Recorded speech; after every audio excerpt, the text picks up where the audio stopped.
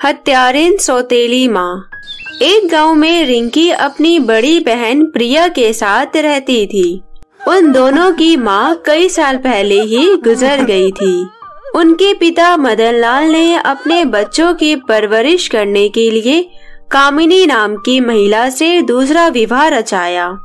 कामिनी ने शुरुआत के दिनों में दोनों बच्चों के साथ बहुत ही अच्छे से व्यवहार किया, लेकिन कुछ दिनों बाद मदनलाल की भी गंभीर बीमारी से मृत्यु हो गई।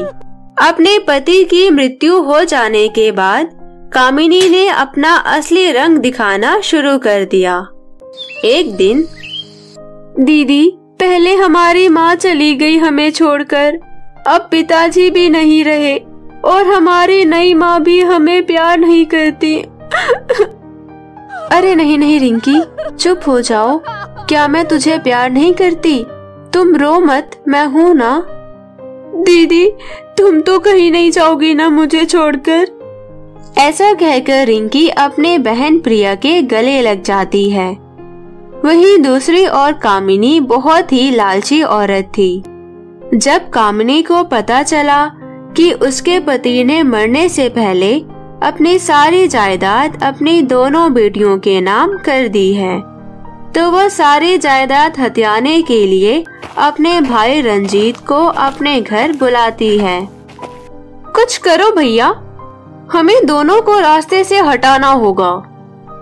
बहन, बस मौके का इंतजार करो, फिर मैं उन दोनों को ऊपर पहुंचा दूंगा। और फिर सारी जायदाद पर मेरा ही राज होगा।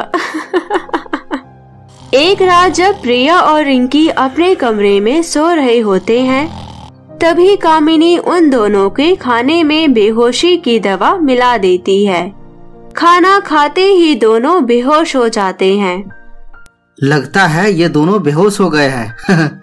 ऐसा करता हूँ, पहले इस रिंकी को उठा लेता हूँ और ले जाकर कुएं में डाल देता हूँ। तो जल्दी करो भैया, यही सही मौका है।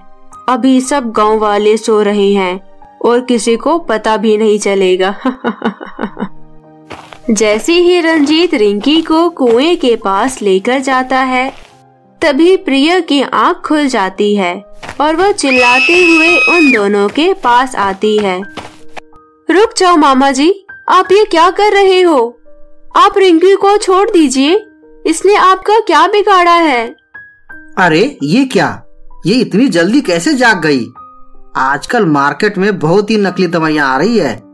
चलो कोई बात नहीं, अपनी बहन की मौत का नजारा अपनी आंखों से देख लेगी।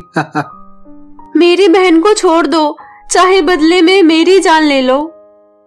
ये कुछ ज्यादा ही फड़फड़ा रही है भैया, पहले इसका काम तमाम कर देते हैं। चलो बहन, इसका ही काम खत्म कर देते हैं। फिर कामिनी और रंजीत दोनों मिलकर उसे कुएं में फेंक देते हैं।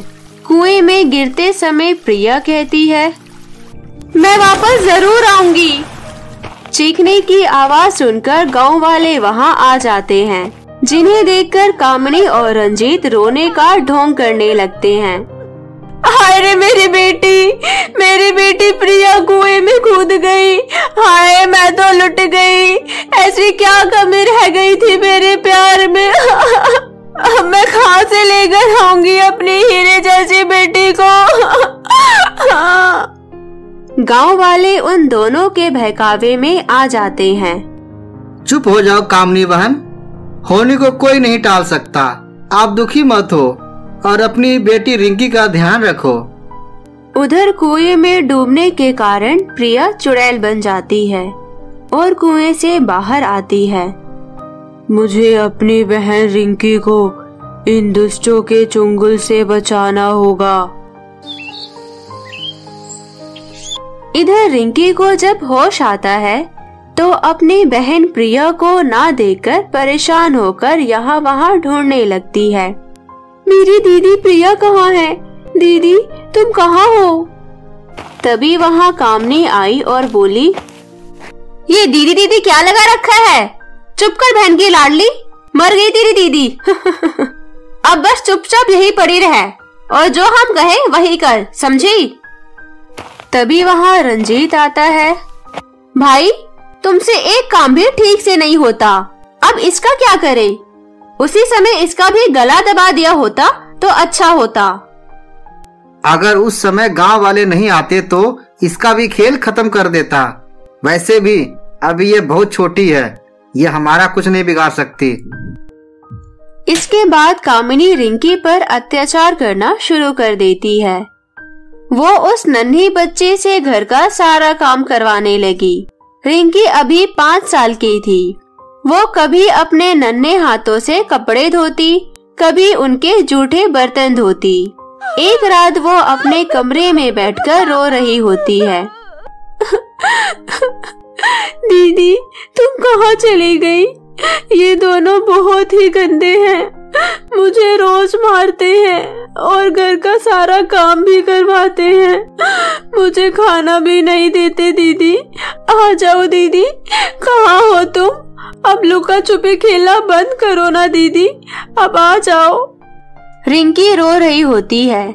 तभी कमरे की खिड़की से धुआं आने लगता है और चारों तरफ गहरा अंधेरा हो जाता है। तभी रिंकी के सामने एक चुड़ैल खड़ी होती है। तुम कौन हो? रिंकी, डरो नहीं, मैं तुम्हारी बहन प्रिया हूँ। मैं भी कितनी पागल हूँ, तुम मुझे इस रूप में कैसे पहचानोगी? क्या सच में तुम मेरी बहन प्रिया हो? तुम कहाँ चली गई थी दीदी, और तुम्हारी शक्ल को क्या हुआ? ऐसा कहते हुए रिया प्रिया से लिपट जाती है। पता था कि तुम जरूर आओगी। देखो ना, इन्होंने मेरे हाथों को कैसे कर दिया है। इनमें बहुत दर्द होता है, लेकिन तुम्हें देखते ही इन हाथों का सारा दर्द गायब हो गया। प्रिया अपनी बहन रिंकी की हाथों की तरफ देखती है। रिंकी के हाथों में छाले पड़े हुए थे और उनमें से खून निकल रहा था। अरे, ये क्या हुआ तेरे हाथों पर? काश तेरा सारा दुख दर्द भगवान मुझे दे दे, लेकिन मैं तुझ पर और अत्याचार नहीं होने दूंगी। ऐसा कहकर प्रिया रिंकी के हाथों को अपने हाथों पर लेती है और उसके हाथों के सारे छाले ठीक हो जाते हैं। और फिर पिंकी अपनी मौत के बारे में रिंकी को सारी बात बताती है। दीदी, इन बुरे लोगों को तो भगवान जी के पास होना चाहिए, तुम इनको मत छोड़ना। नहीं छोड़ूंगी मेरी बहन, शायद इस काम के लिए भगवान ने मुझे ये रूप दिया है। बस तू चिंता मत करना और अपना ख्याल रखना। प्रिया और रिंकी बातें कर ही रहे होते हैं, तभी उनकी सौतेली माँ कामिनी वहाँ आ जाती है। लेकिन वो प्रिया को देख नहीं पाती और रिंकी की तरफ गुस्से से बढ़ती है। लगता है ये करमजली अपनी बहन की मौत से पागल हो गई है। अकेले अकेले रात में क्या बड़बड़ा रही है, चैन से सोने भी नहीं देती। ऐसा कहकर कामिनी रिंकी को मारने लगती है कि तभी प्रिया उसके हाथों को पकड़कर मोड़ देती है। तेरी इतनी हिम्मत कैसे हुई मेरी बहन को हाथ लगाने की? फिर प्रिया कामिनी को बालों से पकड़कर छत पर ले जाती है और छत से नीचे गिरा देती है। नीचे गिरते ही कामिनी की मौत हो गई। कामिनी की चीख सुनकर दौड़ता हुआ उसका भाई रंजीत वहां आ गया। वो अपने सामने चुड़ैल को देखकर डर जाता है। कौन हो तुम और मेरी बहन को क्यों मारा? पहचाना नहीं मामा जी, मैं प्रिया हूँ। मैं लौट आई हूँ तुम सबसे बदला लेने। क्या तुम प्रिया हो? मुझे माफ कर दो, मुझसे गलती हो गई। मैं इस गांव में फिर अपनी शक्ल दोबारा नहीं दिखाऊंगा, मुझे छोड़ दो। कैसे छोड़ दूं मामा जी, तुम भी तो बराबर के गुनहगार हो। ऐसा कहकर प्रिया रंजीत को रसोई में ले जाकर एक कुर्सी में रस्सी से बांध देती है। मामा जी, तुमने मुझे कुएं का पानी पिलाया, मैं कोई उधार नहीं रखना चाहती।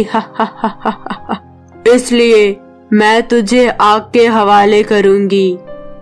ऐसा कहकर प्रिया रसोई में रखे गैस सिलेंडर को ऑन कर देती है फिर रसोई में आग लगा देती है और एक धमाके के साथ रंजीत जलकर वहीं मर जाता है। प्रिया अपनी बहन रिंकी से विदा लेते वक्त आती है। मेरी बहन, अब मुझे जाना होगा और तुम्हें अपना ख्याल खुद ही रखना पड़ेगा, लेकिन मैं तुझसे मिलने तेरे हर जन्मदिन पर आऊंगी। ऐसा कहकर प्रिया वहाँ से गायब हो जाती है। तो मेरे प्यारे दोस्तों, कैसी लगी आपको ये कहानी हमें कमेंट करके जरूर बताएं और अपने दोस्तों के साथ भी शेयर करें। और यदि आपने अब तक हमारे चैनल अमन टीवी को सब्सक्राइब नहीं किया है तो जल्दी से लाल बटन दबाकर हमारे चैनल को अभी सब्सक्राइब कर ले और साथ ही बेल आइकन को दबाना बिल्कुल ना भूले। धन्यवाद।